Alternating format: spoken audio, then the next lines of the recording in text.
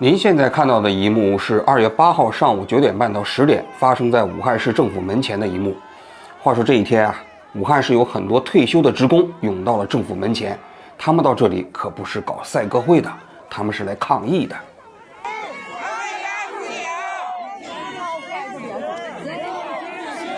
去行政饭店的人可以来站到，去企业饭店的人没那么站头，都是造业的，都是中国的爹妈都在造业，中国大妈都造业。那个国家把我们的全扣了蛮气人的，都拼了，政府都拼了，政府也拼了。那个饭没办，他吃了碗饭没办呢。话说中国的这些群众聚集活动啊，也包括抗议活动啊，有一个非常显著的特征，就是在这个过程中啊，经常会唱歌，而且唱的歌啊，无非就这么几首啊，一个是国际歌，一个是国歌。我觉得这里头有2个含义。第一个含义呢，就是说这些歌啊，都是平时政府部门倡导老百姓唱的，唱国歌嘛，对吧？唱这个国际歌嘛，这都是共产主义歌曲中间的一部分呐。所以呢，他其实这些抗议者呢，会跟政府传递一个这样的信息：我们其实并不反对你，我们是一伙儿的，但是呢，我们的利益你可能没有照顾到，所以呢，希望你们能够关照到我们的利益，我们就可以了，并不是反对你。这是第一个意思。第二个呢，就是因为这些歌词本身呢，都蕴含着他们的利益诉求，甚至他们的情绪。比如说国际歌里头唱到啊，起来，饥寒交迫的奴隶，是吧？这个从来没有救世主，是吧？只有我们自己来救自己。你想想这个歌曲，当老百姓聚集在一起的时候，去唱的时候啊，它特别能够凝聚人心。你得承认呢，就是共产主义啊，它其实在早期兴起的时候啊，它的这些艺术创作作品本身是非常打动人心的。你想一想，当年那些所谓的理想主义者，竟是唱着这种歌曲，有的人直接走上了刑场，有的人冒着枪林弹雨，这个牺牲了自己的生命。其实这个艺术作品本身的感染力是非常强的，而这种感染力啊，现如今就传递给了这些想要跟政府之间进行对抗的，来维护自己权益的民众。这话说的有点远啊，咱们说回到武汉市的老百姓的这个抗议。话说这个武汉市的这些退休职工啊，为什么要上街抗议呢？其实原因也简单，是因为他们账户里的钱变少了。哪个账户里的钱变少了呢？是他们的个人医保账户的钱变少了。可能熟悉中国的医保制度的人都知道啊，我们每一个在中国参保的这些职工啊，有2个账户啊，这个医保中间呢有个统筹账户，有个个人账户。这个人账户呢，一般来说单位会给你搞一个存折或者是医保卡，这个卡里面呢按月给你打钱。武汉市呢这些职工啊，退休的，据现在网上说，他们有的人一个月能打260块钱，而从2月1号开始，这钱呢通通变成了83，那一个月不就少了100多块钱吗？有人测算过啊，武汉市政府也公布了，整个这次医保改革，每一个人个人账户里的钱一共平均少1900块钱左右，应该说这个钱还挺多的。你想一年将近2000块钱，对于很多退休职工来说，一年减少2000块钱蛮多的。为什么我要反映这个问题呢？不是我一个人反映，我可以100%的跟你说，所有的武汉市的退休的老人都有意见。为什么呢？第一，门诊你有一个起付线是500块钱过完了，然后才开始统筹报销。我的理解可能不知道对不对啊，因为门诊我还没看。是这样的。好，然后呢，只有最高退休人员是报4000，对不对？对。要是基础病多的人看门诊看得多，一年4000块钱不够。但是你又反过来想一想，您就是1年之前的话，200多块钱一年到这个账户，那也没有4000块钱，对不对？是没有4000块钱的，但是我看门诊的几率很小，你们医保局可以看看我有多少门诊。那么为什么这个钱会减少？这个钱减少了去哪儿了？而这些退休的职工啊，这种抗议、这种诉求到底有没有道理呢？这话说起来有点长啊，咱们来慢慢来讲。就中国的这个医保改革啊，是从1998年建立起来的医保体系，就城镇的职工。过去呢，你是国家的这个公务人员才有医疗保障体系啊。后来这个医疗保障体系崩溃了，没有办法了，依附于单位的这个所谓的公费医疗体系啊，就没有办法维系了。最终呢，就建立起来了这么一套医疗保障体系。城市的职工要加入到这个体系中间去。目前啊，全国一共有3.5亿人加入到城镇职工的医疗保障体系里面来，其中有2.6亿是在职的人员，0.9亿啊是这个退休人员。在这个体系之外，还有城市居民的这个医疗保障体系，还有这个所谓的国家公务人员、机关事业单位的这个保障体系。当然，最后还有一块所谓的新农合，就是农村的。所以，我们这10几亿人口一共分为这4种保障体系啊。今天所说的是这3.5亿的城市职工的保障体系。那这个保障体系建立的时候啊，它分为2个账户，就是一个是统筹账户，一个是个人账户。个人账户呢，是其实每个月按月把钱打到你的个人账户里，但是这个钱你不能取出去，用来干什么呢？用来你在门诊开药的时候支付。所以啊，就是中国的这个医疗保障体系中间，个人的门诊的时候，原则上是不报销的，就是用你的医保卡、你的这个个人医疗账户里的钱去支付。而进入统筹账户里的钱呢，是用来管这个所谓的住院费用的，所以你住院了以后可以报销。那么支付费用是比例是这样的啊，就企业一共每个月支付你工资的7.58%，而个人呢缴纳2%，这加起来一共是9.58%，对不对？这9.58%怎么分配呢？就是个人的2%进入到你的个人账户，然后企业的7.58%中间再拿出2%也进入到你的个人账户，也就是个人账户一共是进入4%，剩下的5.58%进入到统筹账户。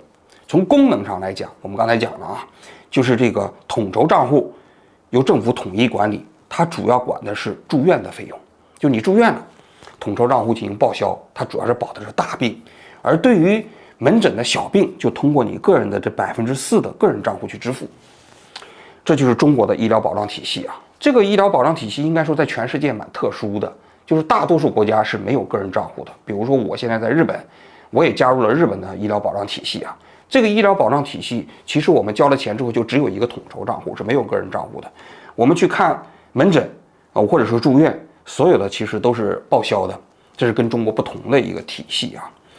那么中国的这个体系也在运转的20多年过程中间存在着一些问题，这问题突出的表现主要有2个方面。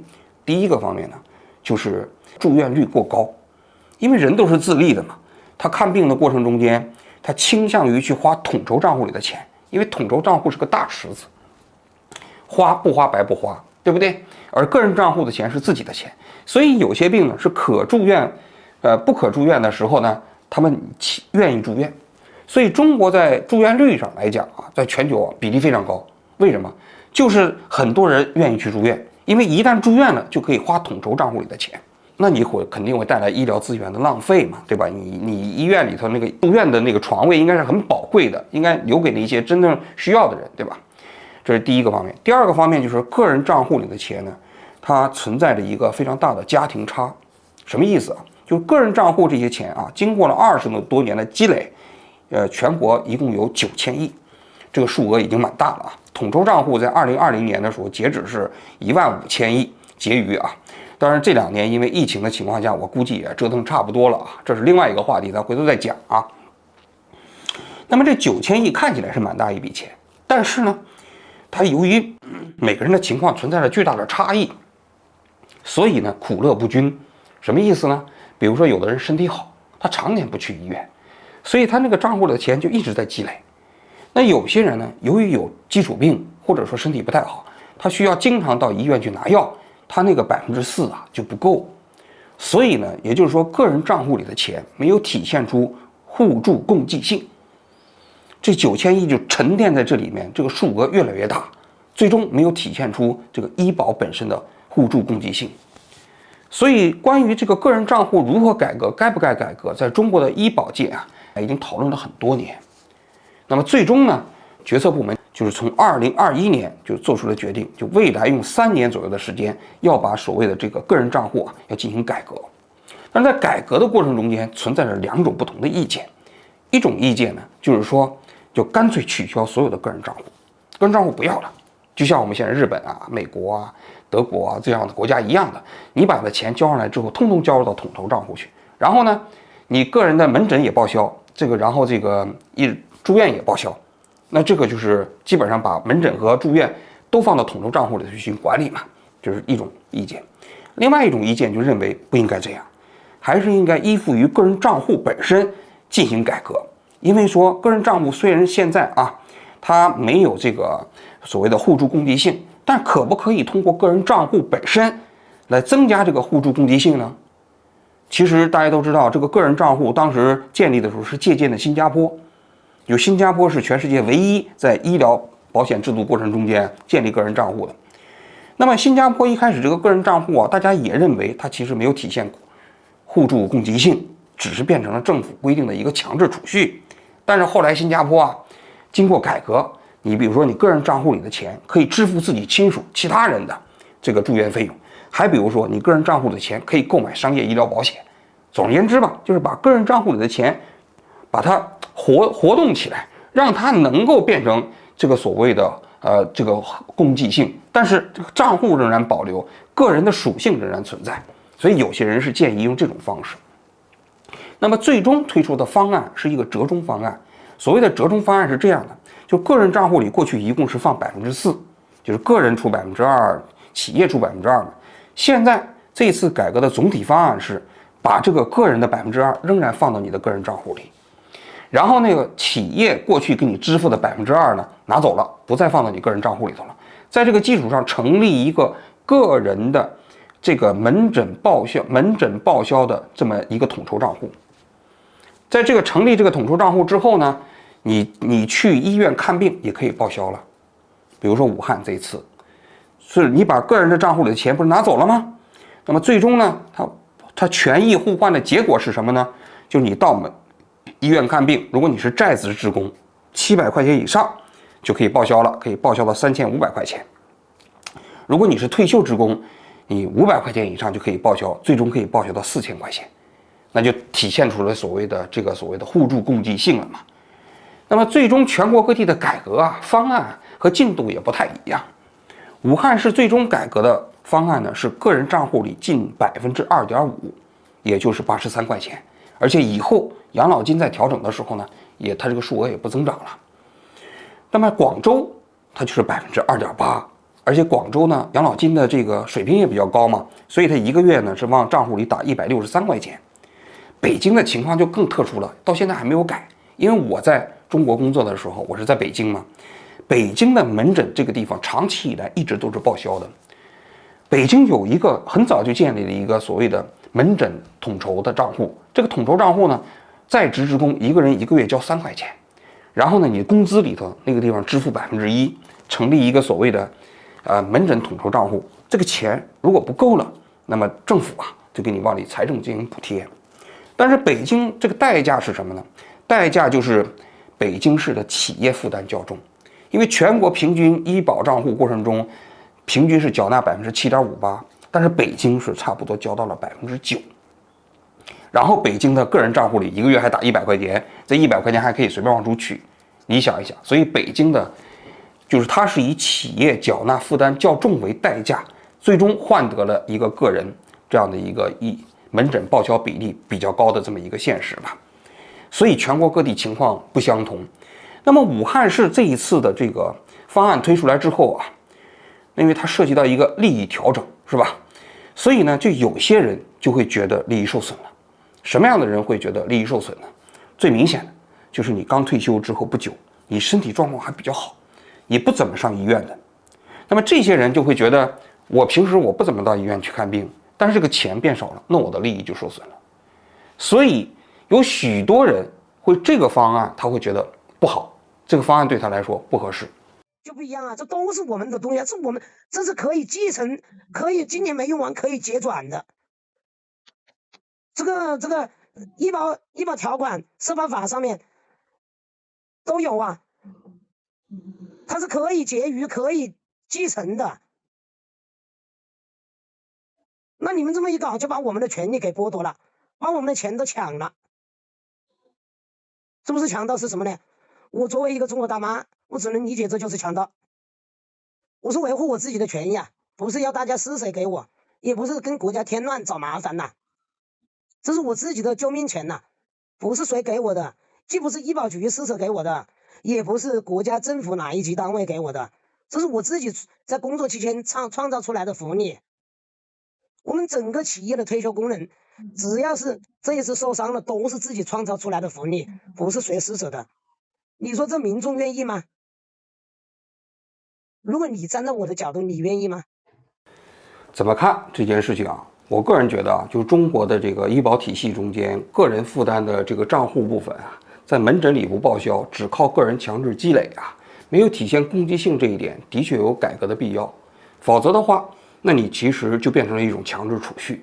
那么真正有病的人得不到救助嘛？那医保的初衷不是如此，所以这个方向没有问题。但是关键是在改革的过程中间，怎么面对不同的利益群体。比如说有些人就说，你为什么你改革的过程中，公务员你就不受影响呢？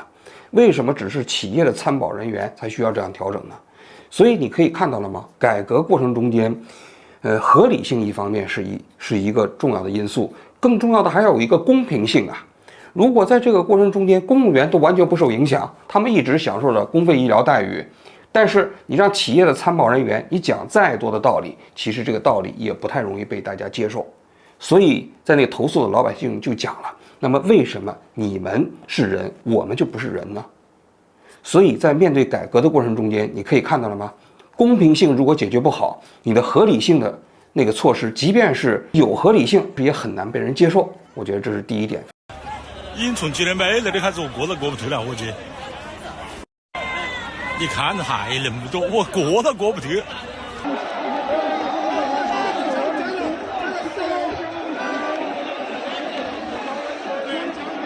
第二点，我想说的是，中国的这个改革啊，就医保改革也好啊，包括这个社保改革也好啊，这个个人账户啊，我个人觉得还是不应该贸然的取消。我刚才不是讲了吗？其实新加坡其实就是在个人账户的基础上强化它的互助性和共济性。那么这有个什么好处呢？就是这个钱还在你的个人账户里，并没有拿到统筹账户。但是呢，通过你个人账户里，比如说缴纳商业保险、购买商业保险，就把它的共济性体现出来了。但是这次改革过程中间，国内也是希望啊，就是这个个人账户里的钱可以支付你的亲人的住院费用啊什么之类的，也是在学新加坡。这个，但是我觉得学的没有那么彻底。我认为这个个人账户完全取消是非常危险的一件事情。为什么呢？因为啊，其实如果你个人账户全部取消，你就变成了全部的统筹账户。统筹账户在中国谁来管呢？就是政府在管。大家都知道，这个政府完全管统筹账户所带来的一个巨大的风险，也就意味着我们普通的老百姓啊，跟政府之间绑定的这个关系啊，就变得更紧密了。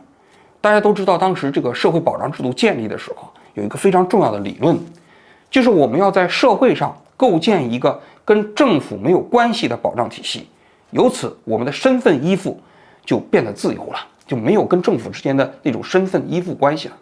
过去你是政府的工作的人员，你就拥有养老金，你拥有公费医疗的这样的一个福利，你一旦离开了这个体系，你就什么都没有了。所以那个个人的身份跟这个政府之间的依附关系是非常之强的。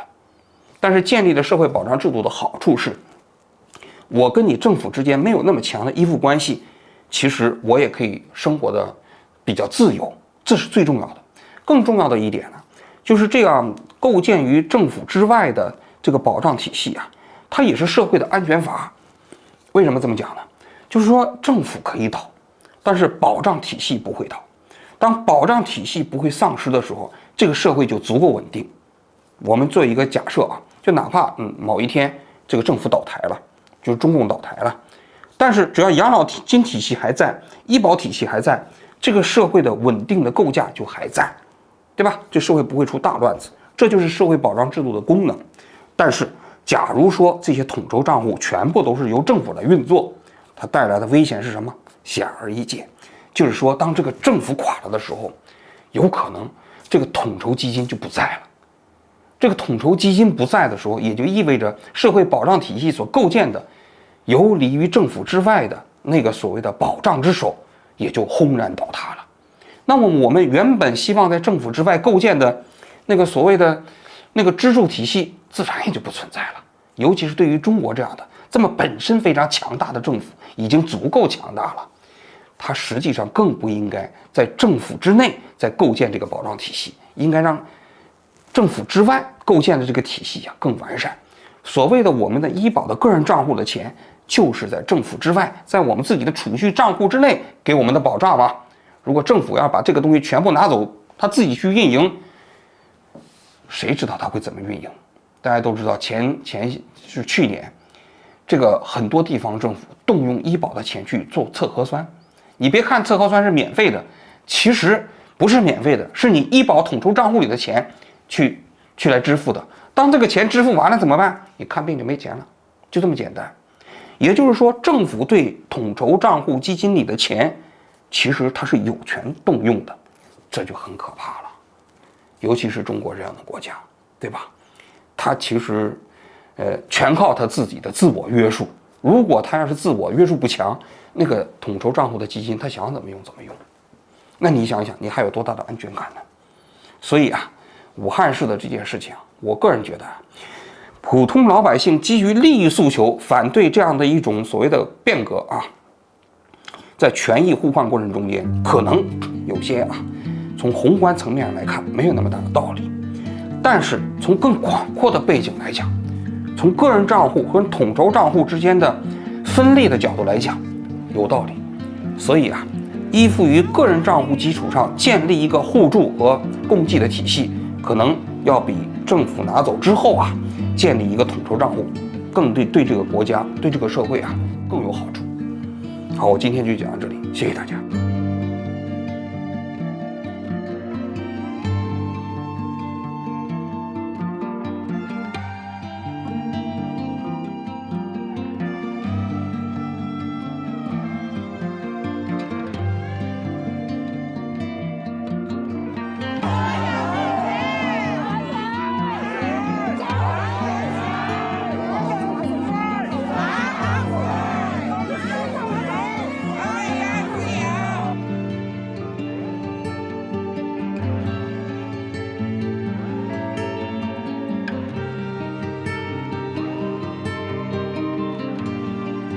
那些公务员、事业编制的人，他们的退休费是我们的双倍有的人是我们的2倍之多他们的医保的钱也比我们到的多他们这是也没动对不对？还有一个问题，他们看完了病还可以到单位再去报个80%到90%我们上哪去报呢？